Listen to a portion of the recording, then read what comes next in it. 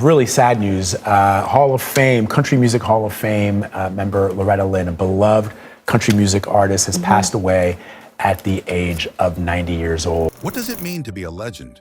To leave a mark so deep that your name echoes for generations? Loretta Lynn wasn't just a country singer.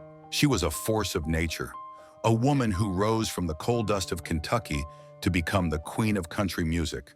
But the final chapter of her life was a story all its own.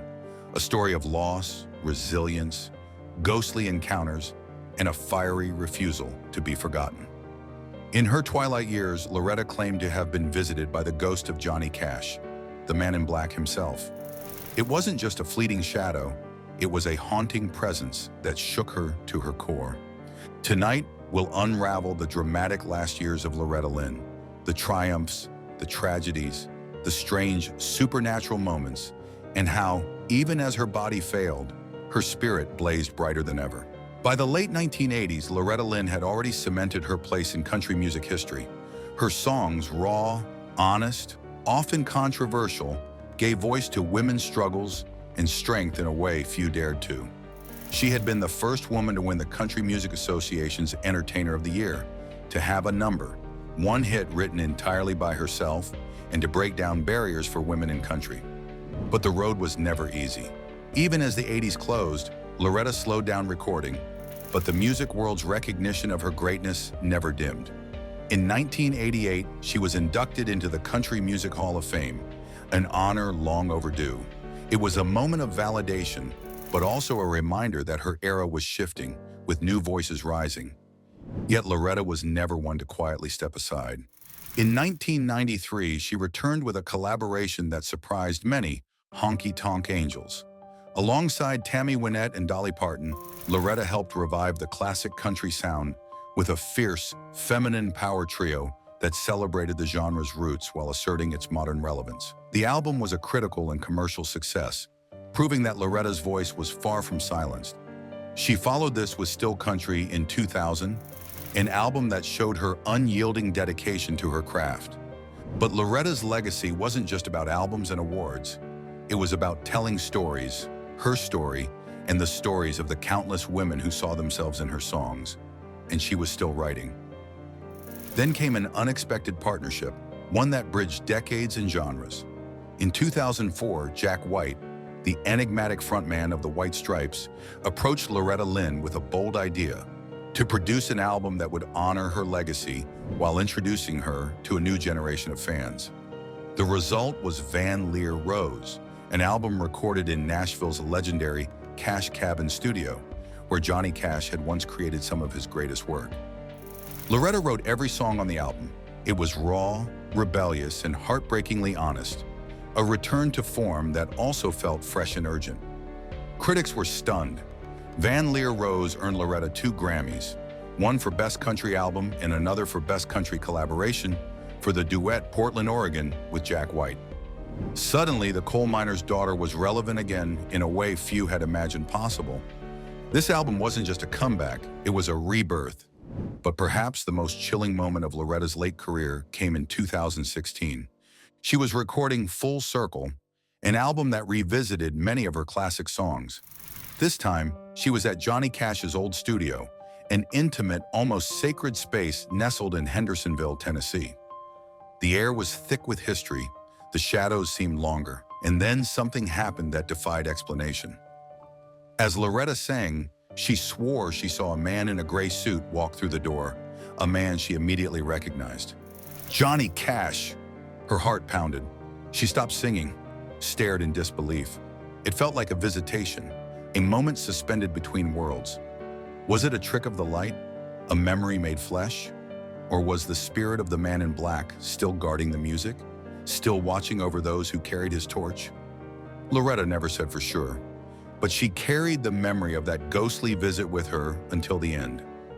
Loretta's relationship with the supernatural wasn't new. For decades, fans and friends whispered about her home in Hurricane Mills, the sprawling Tennessee ranch where she lived surrounded by the ghosts of the past. Soldiers from the Civil War were said to roam the halls. Mysterious figures appeared on balconies. Loretta herself had penned the haunting song, this haunted house in 1964, capturing the eerie atmosphere that surrounded her home.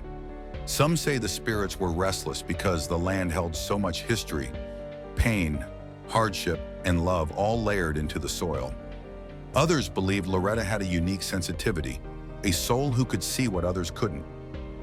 Then came the devastating blows. In 2017, shortly after her 85th birthday, Loretta suffered a major stroke. The news sent shockwaves through the music community. Fans feared this might be the end. The stroke affected her speech and mobility. It was a cruel irony for a woman whose voice had been her weapon and her refuge for over 6 decades.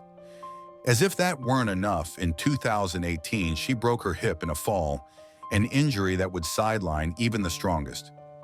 Rumors began to swirl. Tabloids painted a grim picture. Loretta bedridden, fading away under the care of nurses, her family preparing for the inevitable. But Loretta wasn't done fighting. In a video posted on Facebook, she confronted the rumors head-on. With a spark in her eye and that unmistakable Kentucky drawl, she laughed and declared she was alive and kicking. Her spirit, it seemed, was as unbreakable as ever. Despite her health struggles, Loretta channeled her pain into art once again. In 2021, at the age of 88, she released her 50th studio album, Still Woman Enough. The album was more than a collection of songs. It was a statement, a defiant declaration that she was still here, still fighting, still a queen. On this album, she re-recorded classics like Coal Miner's Daughter and Honky Tonk Girl, this time joined by a group of stars: Carrie Underwood, Reba McEntire, Tanya Tucker, and Margot Price. These collaborations were more than just musical partnerships. They were a passing of the torch, a celebration of women who owe their success to Loretta's trailblazing courage. The title track, Still Woman Enough, was an anthem of resilience, a testimony to the strength it takes to survive decades in a male-dominated industry, to face personal tragedy, and to emerge with your dignity intact. The song struck a chord with fans, old and new. It was Loretta's final message that no matter what life throws at you, you can rise again. Behind the scenes, Loretta began to prepare for her final journey. She started selling personal belongings from her vast collection, not because she wanted to let go, but to ease the burden on her family after she was gone. Reports emerged about her funeral plans. She requested that Dolly Parton sing at her memorial, that loved ones gather to celebrate her life through music, the very thing that had defined her existence. And most poignantly, she wanted to be buried alongside her husband, her children, and her beloved family on the land of her ranch in Hurricane Mills. This was more than a resting place. It was a homecoming. On October 4th, 2022, Loretta Lynn passed away peacefully in her sleep at age 90. The world mourned the loss of a giant. Reba McEntire imagined Loretta reuniting with her own mother, sharing stories in Heaven's Grand Country Concert Hall. Dolly Parton remembered a sister lost too soon, but whose voice would echo forever. Carrie Underwood recounted the first time Loretta playfully smacked her on the backstage, a playful, loving gesture that spoke volumes about Loretta's spirit. Hayley Williams of Paramore shared a heartfelt memory of a phone call from Loretta, wishing her luck before her first big show after Paramore's cover of You Ain't Woman Enough caught Loretta's attention. To every artist she inspired, every fan she touched, Loretta Lynn was more than music. She was a lifeline. Loretta Lynn's story reminds us that legends don't simply fade away. They haunt the halls of memory, the hearts of fans, and the very soul of the music they helped create. Her voice is still there, in every note, every lyric, every woman who's ever been told she's not enough and dared to prove she was. Loretta Lynn was, and will forever be, still woman enough.